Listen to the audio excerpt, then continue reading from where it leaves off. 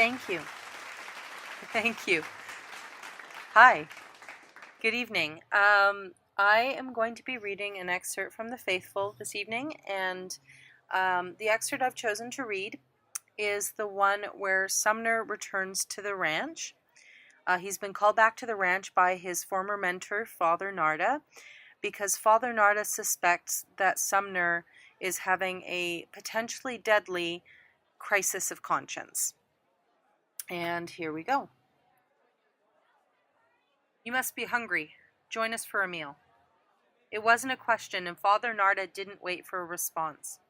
Sumner stepped through the doorway and into the intoxicating smell of garlic-roasted chicken, freshly baked bread, and the sweet cinnamon-nutmeg blend of apple pie. He followed Father Narda's black robes toward the din coming from the dining hall. They passed the stone bust of Father Barnabas, standing sentry outside the library like a benevolent king. Out of habit, he kissed the tips of his fingers and touched them gently to the cold stone cheek. How quickly it all came back, like putting on an old coat and finding it was still a perfect fit. As they approached the rear of the building, the dinner orchestra separated into individual notes, the percussive clatter and clang of cutlery against porcelain, the lower staccato rumble of the fathers involved in their nightly philosophical discussions, and the high-pitched purity of young voices engaged in excited chatter. "Attention, my darlings!" Father Narda's voice boomed, and all eyes turned in his direction.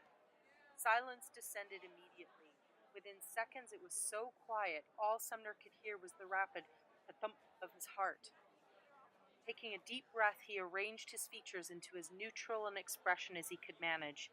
He focused on a spot above the kitchen door, fearful of meeting the curious and probing eyes that turned toward him. "Keep your mind blank," he told himself.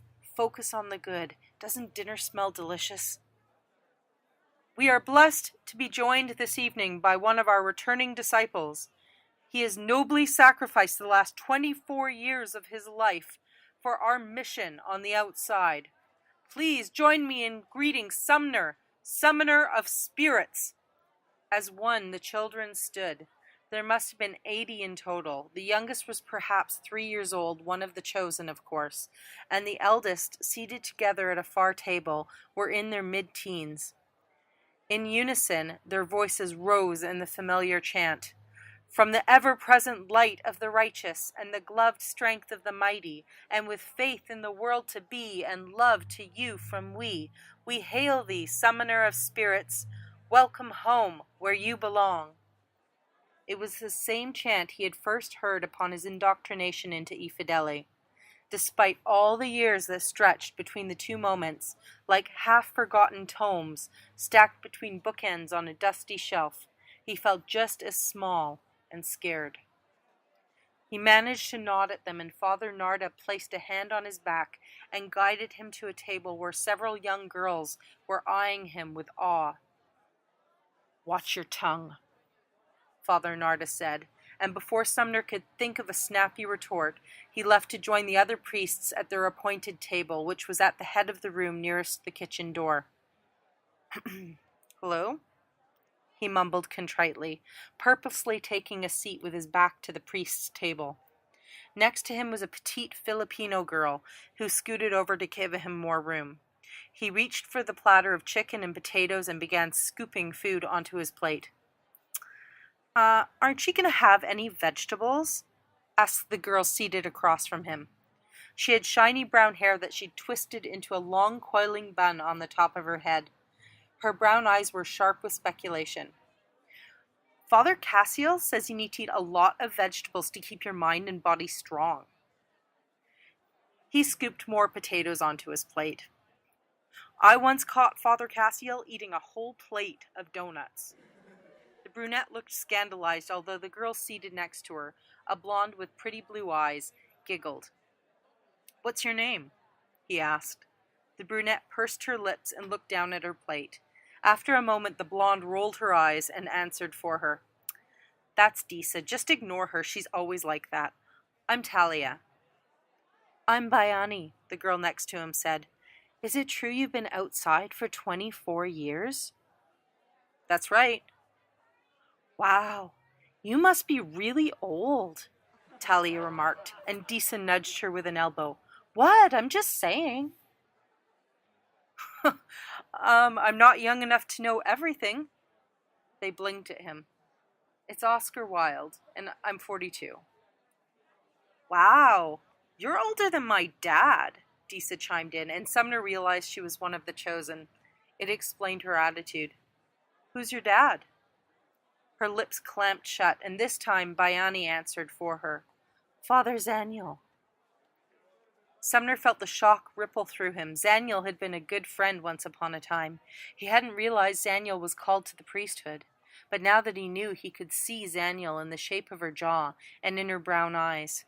Well, speaking of donuts, I could tell you all sorts of stories about your father, Disa. Her mouth dropped open. Really? He nodded and waited for her to start asking questions, but instead she gave him another speculative look and then closed up like a dandelion at nightfall. Talia waited a breath before asking, What's it like outside? All three girls leaned in, eager for his answer, but he could feel Father Narda's eyes on him, a barely veiled threat. Sumner sent his mentor a silent, curt response. Chill, I get it. He focused on Talia. It's not half as exciting as life on the ranch. There aren't as many horses. Talia nodded, looking disappointed but resigned, and they resumed eating in silence. The food was delicious. The potatoes were fluffy, the chicken was redolent with garlic and fresh rosemary, and so tender, Sumner used a pillowy piece of bread to mop the juice off his plate. Over warm apple pie and vanilla ice cream, Sumner asked Talia how old she was. I'm 9, she responded, and he picked up the slightest hint of Boston twang. They could mind wash all they wanted, but there were some things they just couldn't get rid of. Disa's 10, Bayani is 12. He was surprised Bayani was the eldest of the three, since she was the smallest. His mind alighted on that briefly, but something bigger was cresting within him. It was something he should have realized before, and might have if he hadn't been so overwhelmed by returning to the ranch. Like the ultimate self-centered prodigal son, he had completely missed the obvious. He was responsible for them being here. Well, not Disa, of course, but he was responsible for Talia and Bayani and the rest of the disciples in the room. He felt a flush of heat prickle his scalp, and the room began to spin. The edges of his vision dimmed. Are you all right? Bayani asked, and before he could pull away, she placed a small brown hand on his forearm. You are unwell. Bayani's a healer, Talia said. Sumner pulled away from her, trying to quell the shaking. Oh, I'm fine. It's just been a long trip. I'm tired. Bayani frowned at him. Are you sure? A girl from Boston, 9 years old. They were all looking at him. The whole room had gone quiet, and he could feel the tension at the priest's table. Careful, careful, he thought. But he couldn't stop his mind. It was flipping through a catalog of kids' profiles, searching out the match. And then he had it. 4 years ago, Mary Beth Hammond, 5 years old, she displayed strong telepathic tendencies. He gritted his teeth, desperate to clamp down on his racing mind, but it was too late. Disa picked up on his thoughts. Who's Mary Beth Hammond? She asked, wide-eyed. He couldn't help it. His eyes found Talia's across the table. Her mouth was open. Her skin was gray. Her blue eyes were glassy. He could almost hear the snap as her mind broke. And then she started screaming. That was most unfortunate. I'm sorry, Father. I don't know what came over me. Your level of control is not what it once was. Sumner was slumped in the chair in Father Narda's study. According to you, I never had any self-control. Yes, well. Beyond the study was the priest's private bedroom. The door was slightly ajar, and there was a pair of white lace panties hanging from the bedpost. Father Narda clearly had an amante, although she wasn't present at the moment. And speaking of lack of control, Sumner thought, but he shook his head and returned to the subject at hand. Will she be all right, Talia?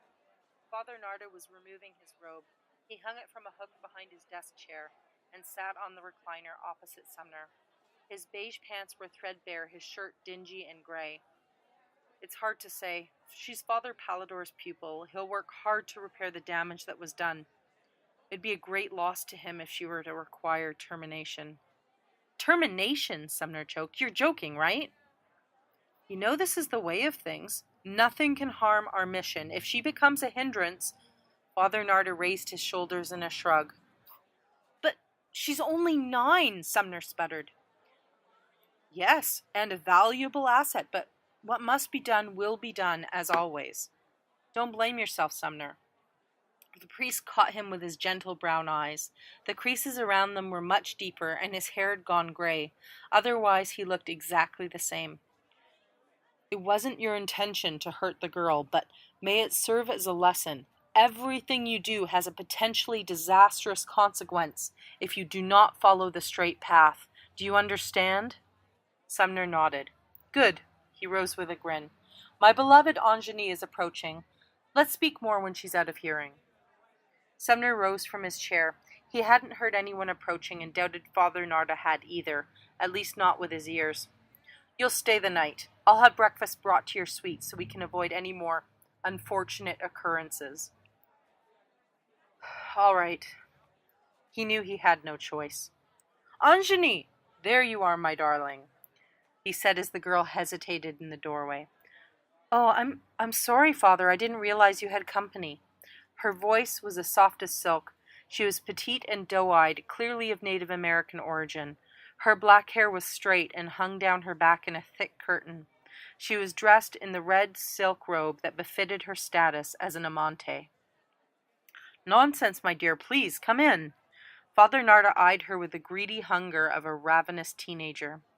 Let me introduce you to one of my dearest pupils. This is Sumner. Sumner, this is Anjani.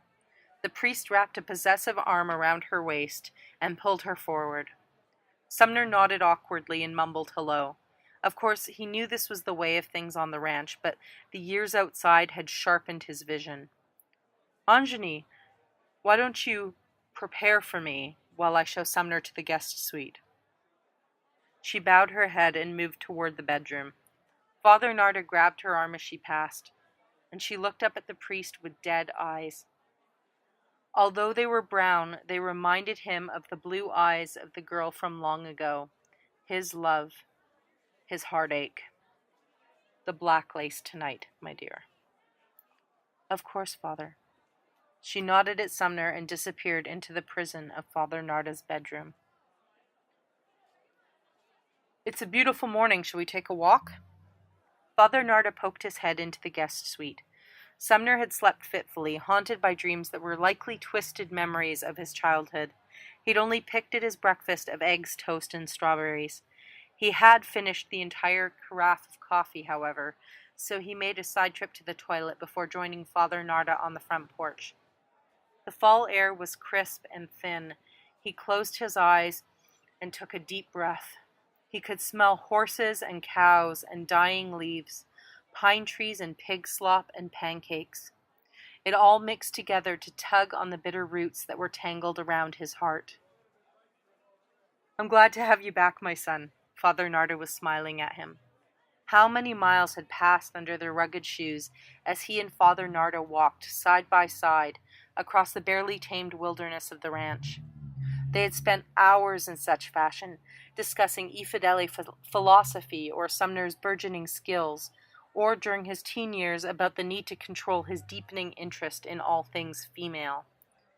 For a time he was consumed with desire for Adelia, a dark-skinned beauty whose shocking blue eyes had captivated his young heart.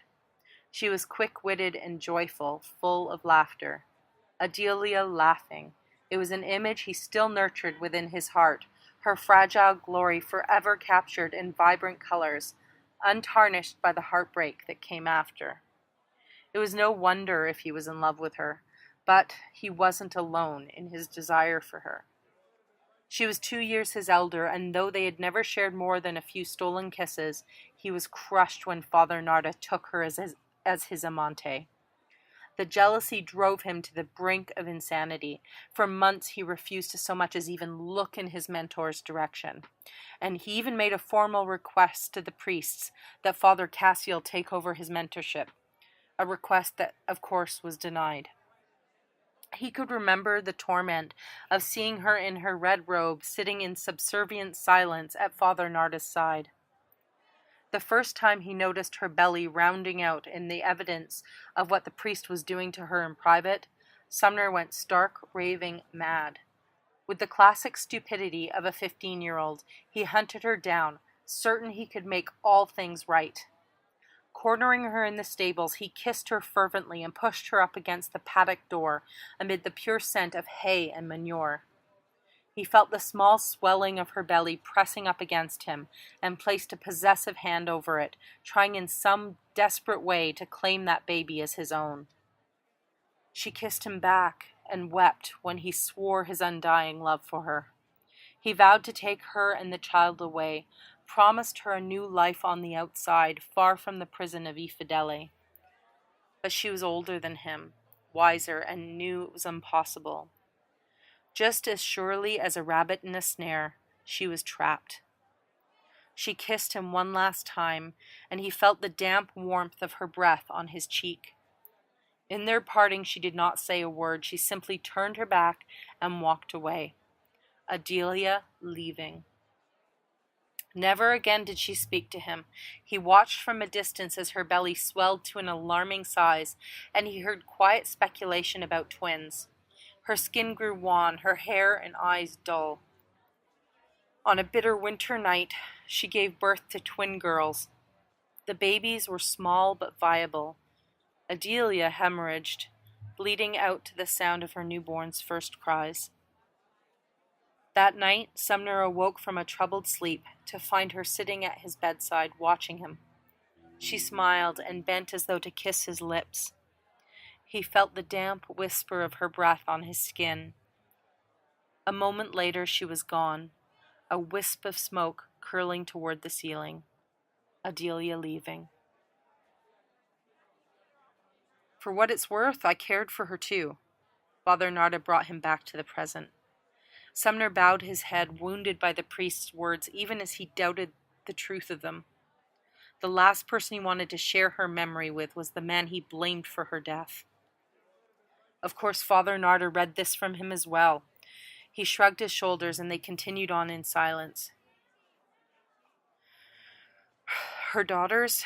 Sumner finally managed to ask. The priest smiled. They're well, beautiful girls. They look just like their mother. Are they on the ranch? No, they're outside, Father Narda said, and Sumner was reminded of their habit of cutting each other off mid-sentence, already aware of what the other would say. Should we visit the stables? That long-ago moment of stolen passion was at the forefront of his mind, so Sumner shook his head. Very well, let's walk to the cliff. All right. They made their way past the stables and riding ring, past the chicken coop, and into the shadows of the trees. Sumner was only half listening to Father Narda's discussion of the summer crops, what had fared well and what was a disappointment. He nodded in the right places and watched his feet, only coming back to the present when they neared the hut. Through a break in the trees, he caught a quick glimpse of the front of the cabin. The red fabric that hung across the small window twitched, and Sumner locked eyes with a boy on the other side. My name is Jack Elias Barbetti. I was born May 9th, 2004. I live in Seaside. With all his force, Sumner sent his thoughts flying back at the boy. Oregon, I know you, Jack. Keep your mind shielded and don't forget yourself. He broke contact and continued past the cabin beside Father Narda. Out of the corner of his eye, he saw the red fabric twitch back into place. Yes, we are well prepared, Father Narda nodded, stepping over a tree root that bumped out across the path. His brow was furrowed in thought, and Sumner released a breath. Perhaps the priest was too distracted by his own thoughts to notice the brief communication between him and the boy. Our store of wheat, dried corn, and potatoes is enormous. Oh, you should see it. It's a thing of beauty. We also have enough dried fruit, meat, and fish to keep us going for decades to come if necessary. I wish I could show you the underground facilities, but they're off limits. In shock, Sumner stumbled and caught himself against a low-lying branch. It's real? The underground? Like most children raised on the ranch, Sumner had dreamed about the underground. He dreamed of a giant, shadowy labyrinth of row upon row of generators fueled by the black water of a subterranean river. He dreamed about plants and flowers and fruit trees happily flourishing under artificial lights, about bee colonies and animal runs and giant fish tanks and air purifiers. Oh, yes, hundreds upon hundreds of air purifiers. Father Narda chuckled. Of course, we're walking above it right now. Holy hell, Sumner thought. He looked down, but there was nothing unusual to see. The trees gave way and they stopped near the cliff's edge. Hundreds of feet below them, the farm stretched away in neat rows.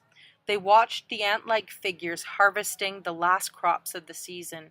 Squash, broccoli, and beans were directly below them, and further away, the old green combine was moving along the rows of dried field corn. The time is fast approaching, Sumner.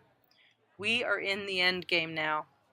Father Narda turned into the icy wind, and he took a deep and satisfied breath. We're making our final preparations, and you have an important job to do. What is it? Sumner was shivering. The wind was biting at him through the thin fabric of his fall jacket. Father Narda turned to face him, and Sumner felt the probing at his mind like a fingernail digging a trench into his forehead. He resisted as best he could. You are struggling with your faith. It was a statement. I'm all right. Are you? Father Narda tipped his head to the side, studying the younger man thoughtfully. You seem confused, lost. Am I right? Sumner shrugged. I have my moments. Yes, I can see that. Always best to be honest, After all, e-fidelity does not require absolute blind faith. It's acceptable to question our doctrine from time to time. It is? Oh, most certainly. Even I have had occasion to question. The priest's hands on his shoulders were warm and soothing, but his eyes were cold. But time is too short to waste in such a way. If you hesitate, young ones will die. The time of gathering is upon us. Our family is being awakened and called home. One by one, they are mobilizing, and within the week we expect most of them to return to the ranch. But the younglings who have not yet been taken, their lives are now in peril. We need to gather them in. All of them? If you wish them to live. Well, what's going to happen, Father? Father Narda's jaw tightened. You know better than to ask such a question. Sumner swallowed hard.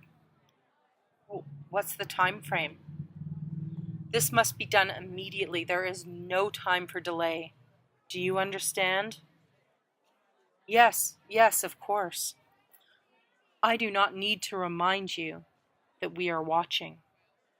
No, Father. Good. He clutched Sumner's face between his bony hands. Despite the chill, his hands were hot. They seared Sumner's cheeks, and he tried not to wince. Ah, Sumner, I love you as my own flesh and blood. Follow the straight path. Don't force me to end your life. Thank you. Thank you so much. Good night.